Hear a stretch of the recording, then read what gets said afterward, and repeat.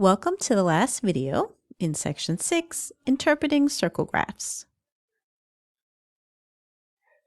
Now, normally when we're given a circle graph like this one here, you're given the percents, but that doesn't tell you how many people that represents. So that's what we're going to look at here, determining how many people each sector represents. So in this example, 200 people were surveyed and asked what their favorite day of the week was. So I see that 10% chose Thursdays as their favorite day, 15% chose Wednesdays, and so on. Now A asks, how many people like Saturday the best? Now looking at the circle graph, I see that Saturday is 28%, but that doesn't mean 28 people, just 28% of the 200 people that were surveyed. So essentially, we need to calculate 28% of 200. Now to change 28% to a decimal, we need to divide by 100. Now 28 divided by 100 is 0.28. Now in mathematics, the word of means multiplication, so that should help remind you that you need to multiply 0.28 by 200 now. And when I do that, I get 56. So that means 56 people chose Saturdays as their favorite day. Now, how many people like Mondays? Well, that is only 5%. So I need to find 5% of 200. So dividing 5 by 100 to change that to a decimal, I get 0.05. Multiplying that by 200 gives me 10. So 10 of the 200 people surveyed like Mondays.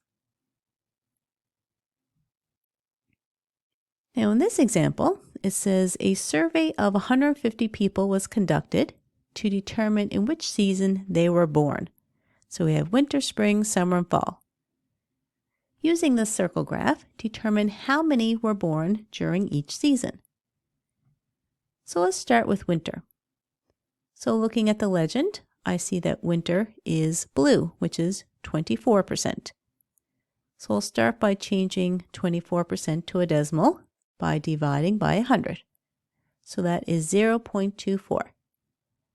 Now I multiply that by the total number of people surveyed, which is 150.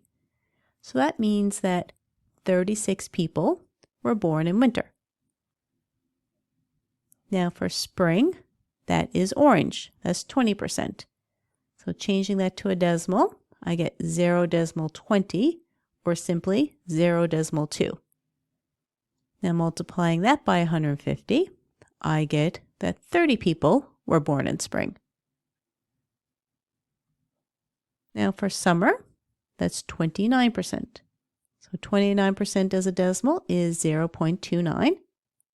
Multiplying that by 150 gives me 43.5 people.